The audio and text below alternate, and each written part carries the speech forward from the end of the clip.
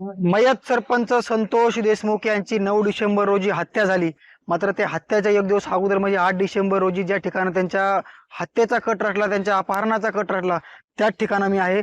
तेच हे संपूर्ण हॉटेलचा परिसर आहे. आपण बघू शकताय सरपंच संतोष देशमुख यांची हत्या 9 डिसेंबरला करण्यात आली.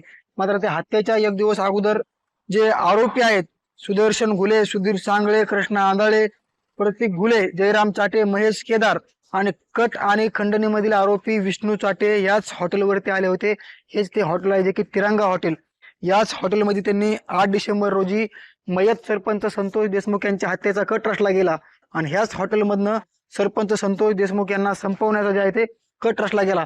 आणि ते दोस्ती म्हणून वॉशिंग सेंटर आहे.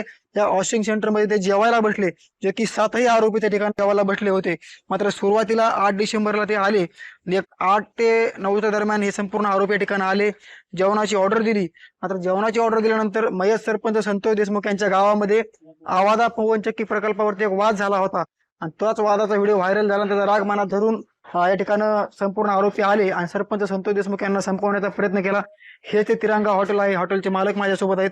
काय सांगाल, घटनेला आज जवळपास महिना होऊन गेले, मात्र तुमच्या हॉटेलचं नाव समोर आले. काय घडलं होतं आणि काय कोण कोण आरोपी आले ते नेमके जेवायला? नाही, कोण होतं ते माहित नाही. इथं भरपूर कस्टमर असतात, आले आणि जेवण करून गेले.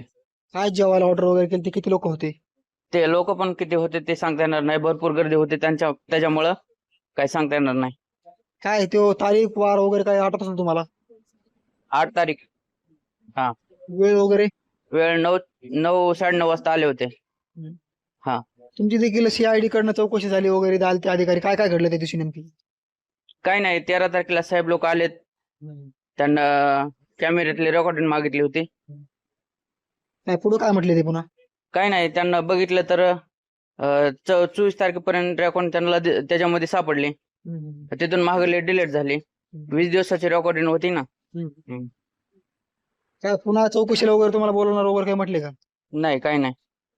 एक दिवसाची रेकॉर्डिंग जशी जशी वाढन तशी तशी एक दिवसाची कमी होती त्याच्यामध्ये ऑटोमॅटिक. किती दिवसाचा तुमचा हॉटेल व्यवसाय आहे सगळा? 13-14 वर्ष झालं. हे आरोपी ज्यावेळेस तुमच्या इथे जेवायला आले होते, जेवण करून गेले, हे तुम्हाला कधी माहित पडले घटना घडल्यानंतर की मयत सरपंच संतोष देशमुख यांची हत्या व्हायच्या अगोदर एक दिवस आले ते? आम्हाला साहेब लोक आले त्यावेळेस माहित झालं. हा, ते म्हणले की इथं आले होते, रेकॉर्डिंग पाहिजे.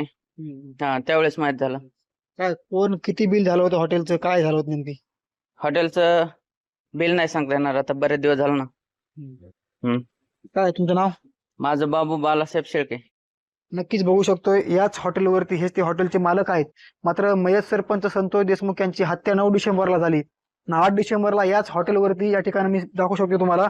या ठिकाणी हे संपूर्ण आरोपी 7 खुर्च्या टाकून बसले.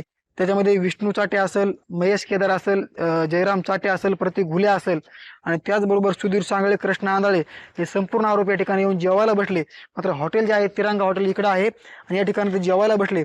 आता मालकाने सांगितलेलं आहे की आमच्याकडे सीआयडीचे लोक आलते, एसआयटीचे अधिकारी आलते चौकशी. मात्र आपण एक प्रमुख बाब उल्लेख करून द्यावा लागेल की या ठिकाणी बीड आहे आणि इकडे केज आहेत. ह्या दोन्हीच्या बाउंड्रीवरती हॉटेल आहे आणि मसाजोगचे सरपंच संतोष देशमुख यांच्या गावापासून जवळपास एक 15 ते 16 किलोमीटरच्या अंदाजावरती हॉटेल आहे. मात्र एक विशेष नमूद करून द्यायचंय, सरपंच संतोष देशमुख यांची 9 डिसेंबरला हत्या झाली. त्या हत्येच्या एक दिवस अगोदर 9च्या सुमारास हे आरोपी आले, इथं बसले, जेवण केलं. जेवणाच्या दरम्यान त्यांची चर्चा झाली. त्याच्यामध्ये विष्णू चाटे जे की केजचा तालुका अध्यक्ष होता राष्ट्रवादीचा, तो देखील या ठिकाणी आला होता. पण माझ्याकडे एक माहिती आलेली आहे, ज्यावेळेस हे आरोपी इथे जेवले, त्यांचं जेवणाचं बिल झालं. त्यांच्या जेवणाचं बिल एका भाजपाच्या नेत्याने दिल्याची देखील प्राथमिक माहिती समोर आलेली आहे. विश्वसनीय सूत्रांची ही माहिती आहे, जो की या सर्कल मधला, पाली सर्कल मधला तो नेता आहे आणि त्याच नेत्याने त्या आरोपींचं हॉटेलचं बिल जे आहे ते जेवणाचं दिल्याची देखील प्राथमिक माहिती समोर आलेली. नक्कीच त्याची देखील चौकशी होती का? तो नेता नेमकी कोण आहे भाजपचा, हे देखील चौकशी होती का, हे देखील पाहणं महत्वाचं असणार आहे. मात्र आरोपी सुदर्शन घुले, सुधीर सांगळे, कृष्ण आंधळे, प्रतीक घुले, जयराम चाटे, महेश केदार आणि विष्णू चाटे या सर्व आरोपीचं जेवणाचं बिल त्या भाजपाच्या एका जिल्हा परिषद सदस्याच्या पतीने दिल्याची देखील माहिती आता समोर आलेली आहे. नक्कीच ते बिल त्यांनी दिलं होतं का, ह्याची देखील चौकशी होती का, हे देखील पाहणं महत्वाचं असणार आहे. मात्र मयत सरपंच संतोष देशमुख यांच्या हत्येच्या अगोदर ज्यावेळेस त्यांनी कट रचला, तेच तिरंगा हॉटेल आहे आणि ह्याच हॉटेलमध्ये बसून जेवणाच्या वेळेस या आरोपींनी कट रचला. दुसऱ्या दिवशी मयत सरपंच संतोष देशमुख यांची हत्या झाली आणि त्याच अनुषंगानं हॉटेलचे मालक शेळके यांची देखील कसून चौकशी केली गेली. आम्ही चौकशीला सहकार्य केलं आहे. इथून पुढे देखील बोललं तर आम्ही चौकशीला सहकार्य करू. आणि आमच्याकडे जे काही सीसीटीव्ही फुटेज होते ते देखील आम्ही त्यांना दिलेलं आहे. मुंबई त्यासाठी योगेश काशी, बीड.